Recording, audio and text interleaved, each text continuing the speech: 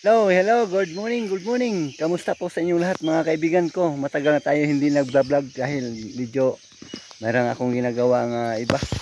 Medyo na busy ako, hindi ako napag-edit, hindi ako napag-vlog mga kaibigan. Pasensya na po, ngayon na ako nakapost. So ngayon mga kaibigan, nandito tayo sa munting nating farm. So may tanim yung kaibigan ko dito ng cucumber o pepino. Yan, nakita niyo sa likod ko, yan. So ngayon ay mag-harvest tayo ng pepino mga kaibigan kasi matagal ako hindi naka-harvest. Ay inutusan ako na para mag-harvest ako ng pepino sa kaibigan ko. So yun, medyo sakto-sakto na, pwede natin harvestin na. Oh, pwede natin i-harvest mga kaibigan ito. So Bisaya version, mao ni ang kuan mga kaibigan, mao ni siya ang pepino. So mag-harvest ta karon kay medyo sakto na sa harbiso no.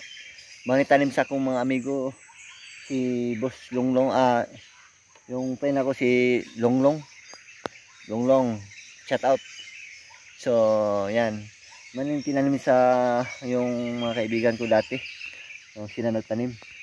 So ngayon ay medyo malaki na, isang buwan na ito. So 45 days o 35 days. Oh, so malaki na, pwede na harbisin. So ngayon mag-harvest ta.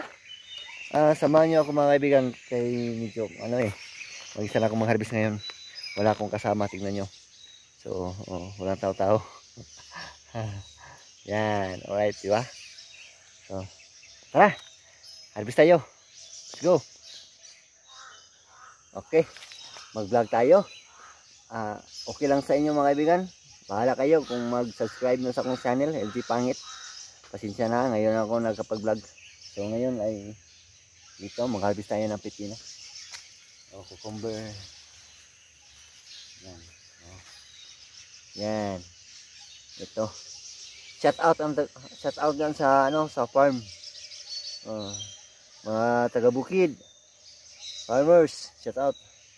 So right, tara. Shout out sa mga farmer diyan.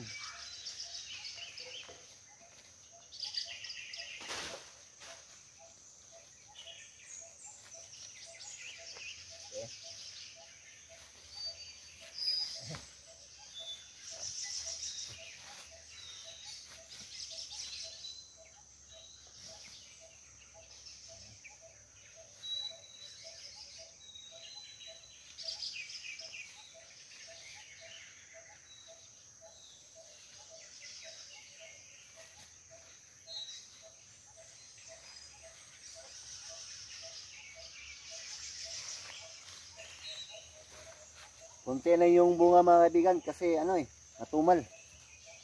Natumal ngayon. Yung bunga, konti lang. Yan. So ang good. Class A. Yan. So, super class A. Yan. Cucumber.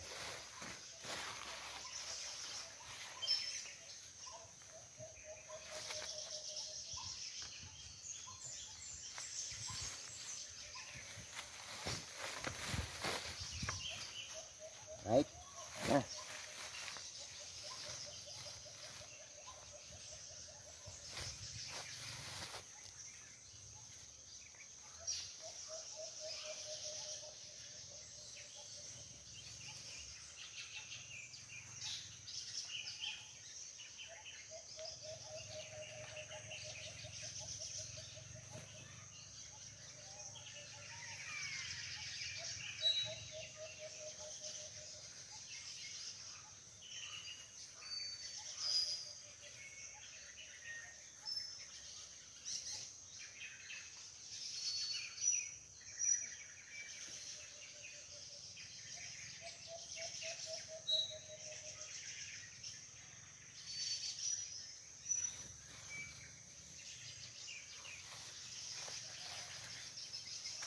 Alright mga kaibigan. So harvest pa tayo. Pagkang harvestin ko ngayon mga kaibigan, no? Yan, makikita nyo. Yan, Yan, ito kalawak. Ito kalawak, oh. Yan. So pasensya na kasi madamo-damo. Daming cucumber, oh.